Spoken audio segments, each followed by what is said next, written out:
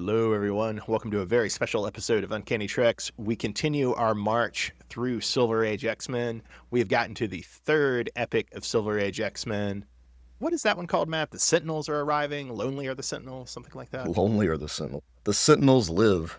The Sentinels live because lonely are the hunted is Yeah. the second one. So, Matt, I thought we could cover this in one, but when we got to it, I realized that there's cool stuff in this, and it would make a bit more sense to break it in two. So for today's episode, we're just going to talk about the first half of X-Men Epic Volume 3, The Sentinels Live, which is X-Men issues 46 to 54, which starts in 1968. Does that sound good? Yeah, and it makes sense too, Bob, because there's a distinct shift, at least in my opinion, in the direction of the book. Very much so. About halfway through. A big artistic shift, and an issue before that, a writer shift that really makes it make sense to cut off where we cut off. All right, Matt. So we're starting off issue number 46 of X-Men from 1968. It's the end of the X-Men. Listeners, if you were with us for Lonely Are the Hunted, you know that X-Men Epic Volume 2 is pretty dire. And number 46 continues to be dire. I really don't like this issue, Matt. But one thing I did find amusing about End of the X-Men is that we have Foggy Nelson show up as the guest star of the Epic. I think he's the only guest star in the Epic. But he shows up and he's reading Xavier's will. And Foggy's also, I guess he's running for district attorney in the Daredevil comic at this time. And he really likes the X-Men. He's calling them straight-thinking youngsters. And I guess he's contrasting them with the hippies. I didn't know Foggy hated the hippies, but I guess I can see it. Comic books made district attorneys like a popular job. In some ways it is. We've had a couple of heated races in Seattle for district attorney, and there have been heated races in Philadelphia nationally. So in some ways it is. I just read an issue about a district attorney. I don't remember what it was. It was another X-Men comic that just pops up a lot. It does in Daredevil and Spider-Man comics, particularly. Oh, that's what it was. It was a Spider-Man comic. I was reading I've jumped ahead to the next epic, and there's a Spider-Man crossover. And that has to do with the district attorney and Spider-Man's. Was that in Marvel Team Up or something else? It was Amazing Spider-Man. Oh, it was in full on Amazing. Oh, is that just the Iceman show? Yeah, it was Team Up with Iceman. Okay, yeah, I read that 3 years ago or something, but I don't remember it very well. Yeah, there's a big DA race in there who ends up being a bad guy. So it goes. Matt, did you have any thoughts on Foggy Nelson showing up? Not really, Bob. I wish Daredevil would have shown up. I'm always good with a Daredevil cameo. Yeah, you do like your Daredevil cameos in X-Men. I still have not watched the new Disney Plus series. Matt, the other character who shows up in End of the X-Men, which again, really dire issue, is a guy who you really like the backups in these. You like them more than me, but you have a character who shows up in them sometimes, Special Agent Fred Duncan. He also might have been in way earlier issues of X-Men, maybe issue 2. Way at the beginning, yeah. But you have Special Agent Fred Duncan showing up and basically telling the X-Men that they have to break up. Xavier wants them to break up. The evil mutant, even though Xavier's dead, he still wants this. The evil mutants are going to be too powerful and are going to hunt them. But that's not really what had me mention Fred Duncan, Matt, Special Agent Duncan. I would have ignored that. What made me want to mention it is on page 14, the Juggernaut slams him into the ceiling, which seems to snap his neck, and then defenestrates Duncan. Yet Duncan still shows up a couple pages later. I was a little put off by that. I didn't know what to make of that. It says when Duncan's head hits the ceiling, Bob, it says whack, not crack. Had it said crack, his neck would have been broken or snapped. It's just a whack. So he bumped his head. It's a key difference. Bob, clearly in the next panel, he is thrown out the window, but if you look, there's a bush beneath him. You also have to remember what they taught us in elementary school, Matt, which is crack is whack. Crack is whack, Bob. I agree. And the whole idea in this issue, Bob, is it's not just this like reading the will of Xavier and boohooing. Juggernaut, if we remember, was trapped in the crystal of Sidorak or whatever. The Doctor Strange crossover in the last. Yeah, Professor X has set a timer on it where if he dies, Juggernaut is released from the crystal for a short period of time so that he can understand what happened and possibly that the people who are around him can help him not get back into the crystal. Interesting idea. Instead of a life sentence being for your own life, it's a life sentence for somebody else's life. I sentence you to prison, Matt, for as long as I'm alive. Exactly. That's the thing, though. But there's a caveat because he puts a time limit on that as well. So because Juggernaut is out of the crystal, he then has a day to figure out how not to get back in the crystal.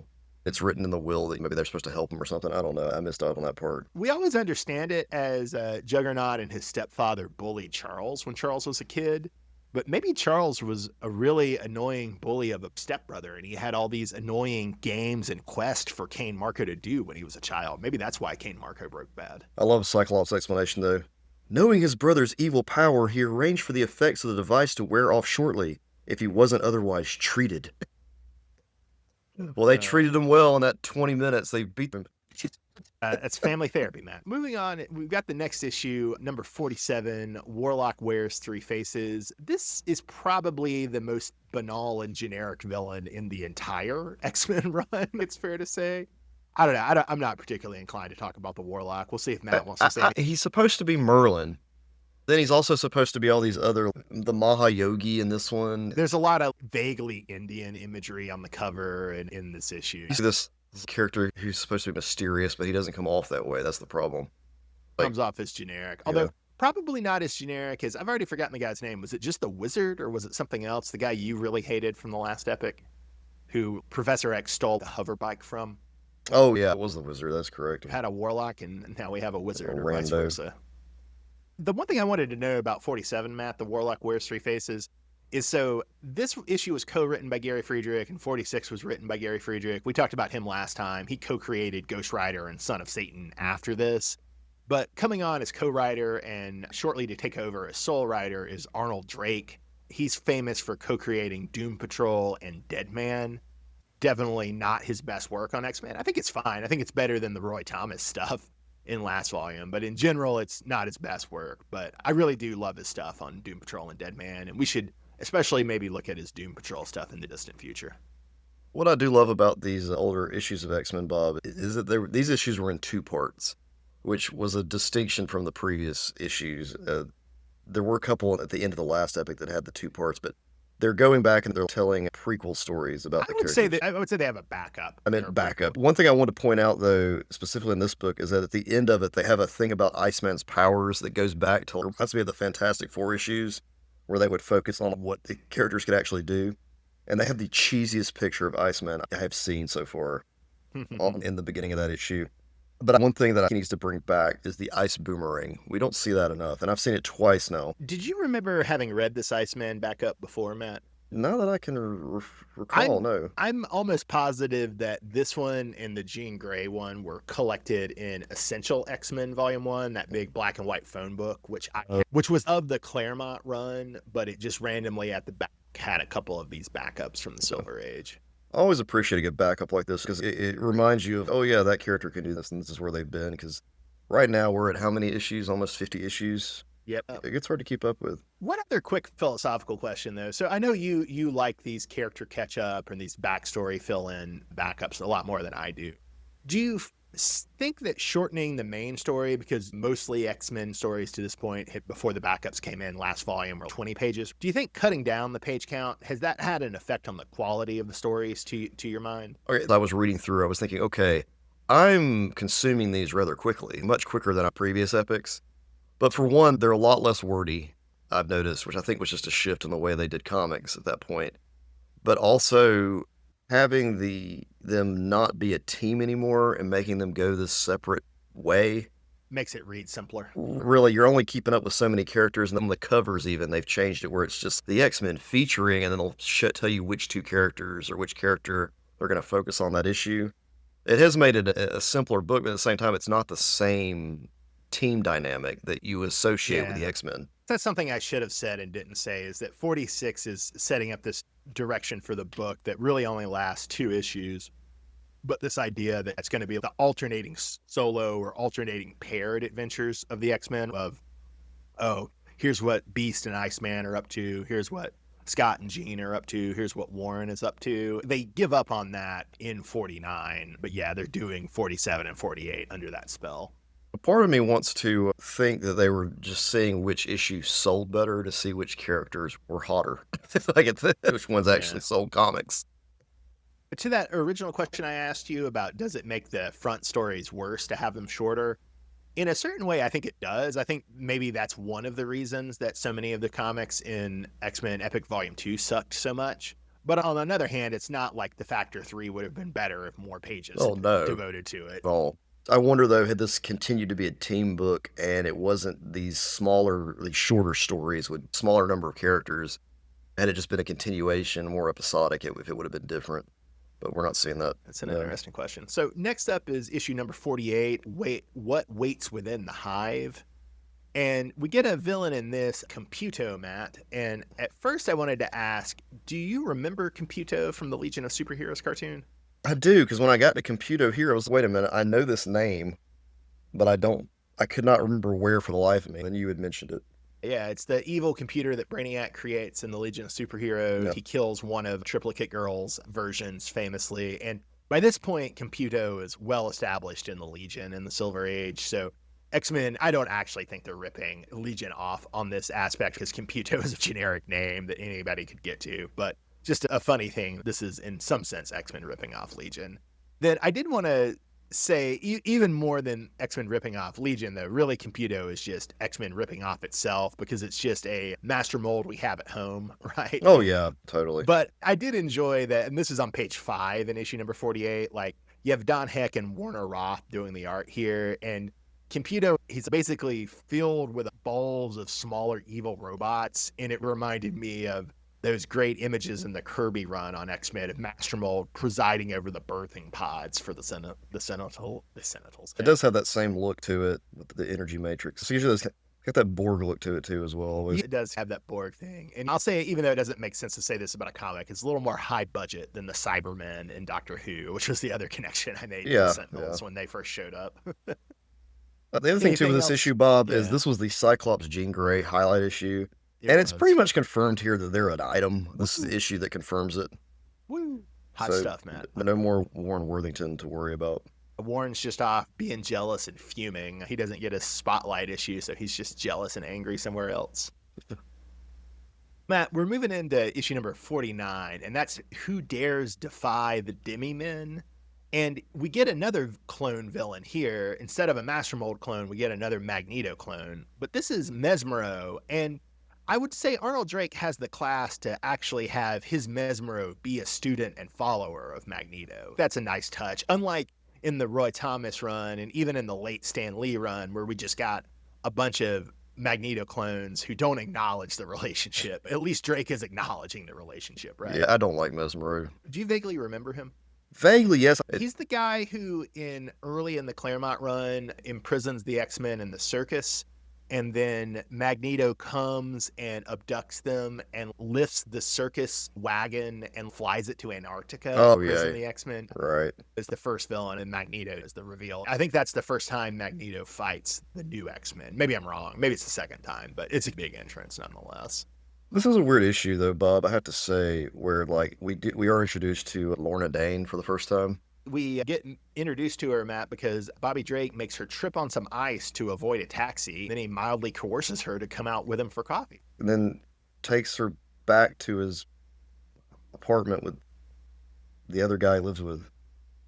Later in the issue, we find out that Lorna has natural green hair, which she regularly dyes, but sometimes the dye gives out. Hank McCoy sees this, and he's clearly the only explanation for green hair is that you're a mutant. Yeah. Obviously. Well, what would you say? It's definitely a mutated gene if you're born with green hair. That's the definition of mutated. If I show up with an 11th finger, Matt, are the X-Men going to call me a mutant? I think they would. I can join the X-Men with an 11th Yeah, you can join the X-Men. You're technically a mutant, yes.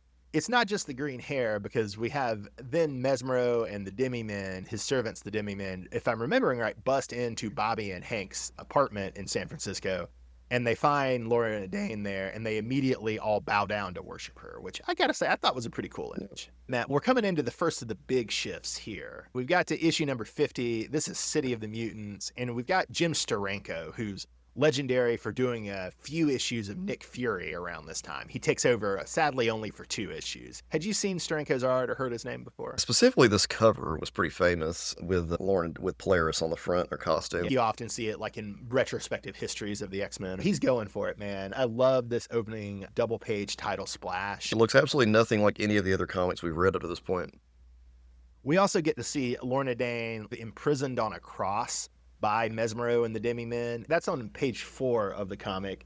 Did she look like Storm to you on that page? She really did. Her hair's all outstretched and stuff, and it's white in this picture. Yeah, in the silhouette, it's white. Yeah, it's great. I also want to say that for this, Arnold Drake gives me one of my favorite Scott Summers lines, which is on page 6. He yells at the other X-Men, "Less jest, more joust." Let's just more joust. Another great thing about the Polaris costume too, and this is, she ditches this later, but while she might go evil, she has a little skull pendant on her costume. We get a good reveal of the Polaris costume on page 11 of the comic. That was so in style back in the days, folks. Mystique had them. She's got them. Hey, Polaris has it way before Mystique. I know. It was just so hot to be a mutant with a skull thing. We get some cool visual effects for Polaris's powers. We see her using them. Magnetism makes everything go black and white, Matt. So on 13th page of the comic, we have this great black and white and blue silhouette of Polaris or Lorna executing her magnetism on the X-Men. This is cool because they do these little hair string lines that just show which way the magnetic pull is going. Creative way to do it. The style is drawn in with the lack of coloring with the black and white. It's really cool. On the final page of this story, we have Magneto show up. He's got a power pose. He's leaning forward. He's crouched on one knee, leaning forward. But most importantly, Matt, Magneto is back. Magneto lives. But Magneto got his horns back. He got his horns back. It shows up out of the corner of the page. Hey, I'm still alive, huh? Which is so funny because later on, when we get to it in our next recording, another person comes back, Bob, in a very similar manner. Just shows up, just rolls on out. How their toxic couple works. Matt, I did want to ask, maybe I'm wrong, but I feel like the Steranko art in this issue is a bit more vibrant. It's a bit more detailed. So I wanted to ask, I already listed off some of my favorites, but did you have a particular favorite piece of Steranko art in this issue? On page 8, when Angel gets caught up in the bolas, that's a really good... the way he's drawn there and the way he's trapped, yeah, I never really would have thought of that happening to Angel. That's cool looking. I'd also say that the fight... and brought low. That's what Matt's here for. And the fight scenes here are so much more... there's so much more to them. Much more dynamic and kinetic. We're not seeing this is a character shooting a beam. This is a character doing a thing. There's more going on. I appreciate the art in this book. Moving ahead, we've got issue 51, The Devil Had a Daughter, exclamation point. And I love that they don't even credit Steranko on the title page. They're like, do we have to tell you? Question mark. And that's it. Matt, in this issue, Eric the Red shows up. Did you know Eric the Red was around before the Phoenix Saga? I did not know. I was so surprised. I was like, what is this? When does Phoenix show up? Because this is all like Phoenix Saga stuff. It's just Cyclops wearing a costume. Did you suspect it was Cyclops before the hug, Matt, or did you have no idea? No, I had no idea, Bob. Surprised by this comic. The hug happens on page 8. That's a nice way to do a reveal, is to have it timed with a hug. Bob, we do get the dumbest villain ever, though, at the end of this, in the backup story. Who is that? We have the Conquistador. Matt's not a fan of the Conquistador. Is that for the Beast backup? For the Beast backup. He has a trident. Honestly, he feels like a villain who should have been in that second epic while Rascally Roy was still writing the comic. Yeah. But Bob, he's not the worst villain. The worst villain's about to arrive. But he's one of your favorite. Matt's a hater. Matt's such a hater. So, yeah, we should say, listeners, Steranko just did art on 50 and 51, and then with 52, with Eric the Red reveals, we're back to Don Heck and Werner Ra doing the art for that. And then we get another fill-in artist for 53, who, like Steranko, is a pretty legendary artist, Barry Windsor Smith. But unlike Steranko, this is not Barry Windsor Smith anywhere near his full powers, right? This is him just doing a fill-in, and he's doing a very intense Jack Kirby impersonation, which I thought was fascinating and cool, but I know some people don't care for this issue.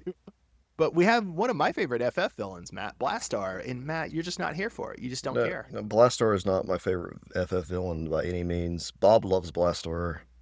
Do not care for him. He's cool. He's a gorilla from the negative zone, Matt. What more could you want from the villain? Stupid looking. Oh my gosh, he's so dumb looking. It looks like a He-Man villain.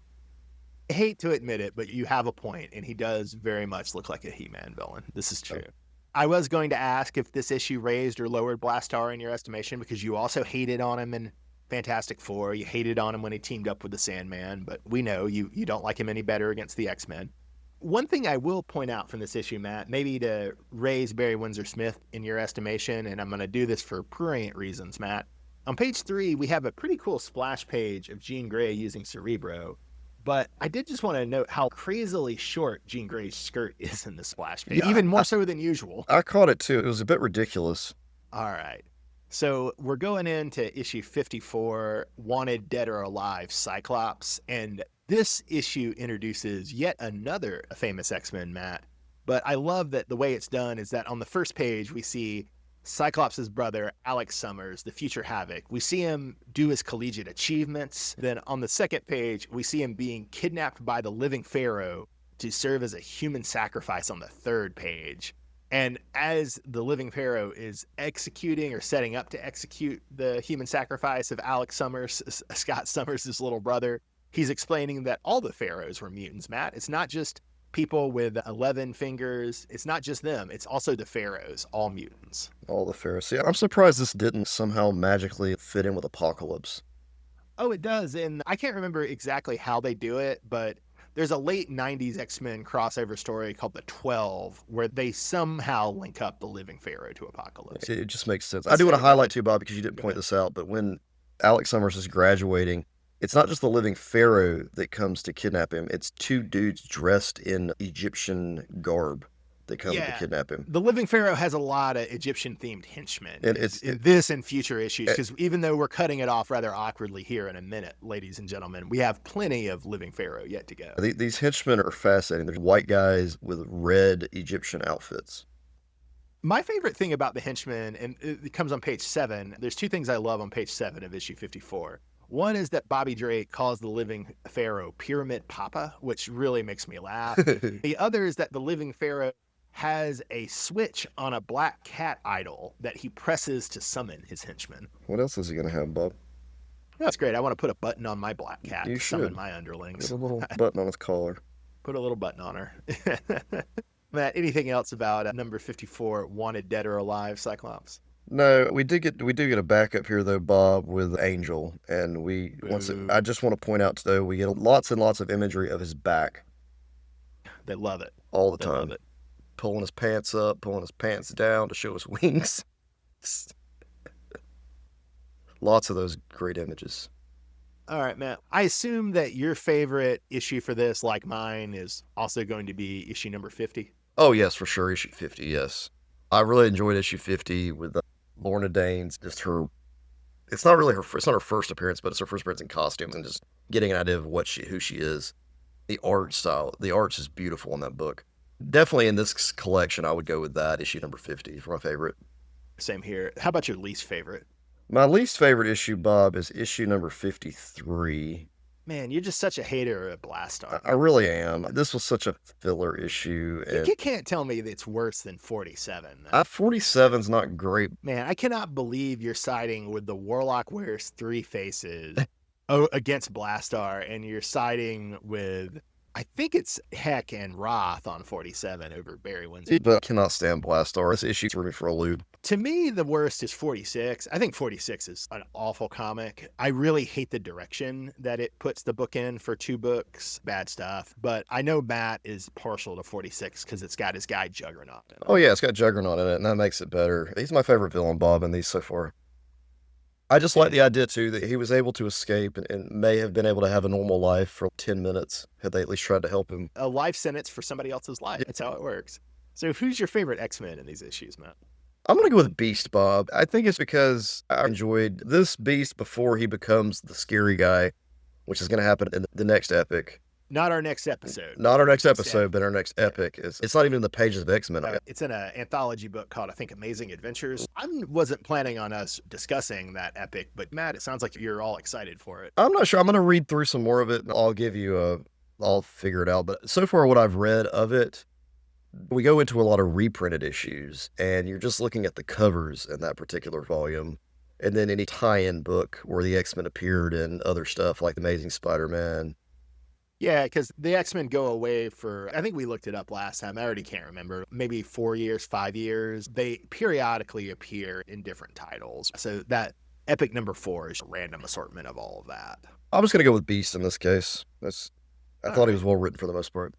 Even though she's not officially an X-Men yet, I'm going to go with Lorna Dane. She really gives the book a charge. Unfortunately, which we'll talk about in the next episode, she's not in very many issues. this, which I find weird. When it comes to least favorite X-Men, I really couldn't decide between Bobby Drake and Warren Worthington. I think both suck. Both are terrible. Do you have a preference there? Who should I say is actually the worst? you can say Warren. I'm going to say Iceman. Why are you saying Iceman? There's something about him in his issues. He just abandoned Zelda or Lorna. I wasn't happy with that. Matt likes Zelda. Bobby does not deserve Zelda. If it makes you feel any better, Matt, Bobby's not going to be happy with Warren. Oh, I know, because he starts that jealousy. He gets all Cyclops on him. Maybe even all Angel. All Angel, all Cyclops.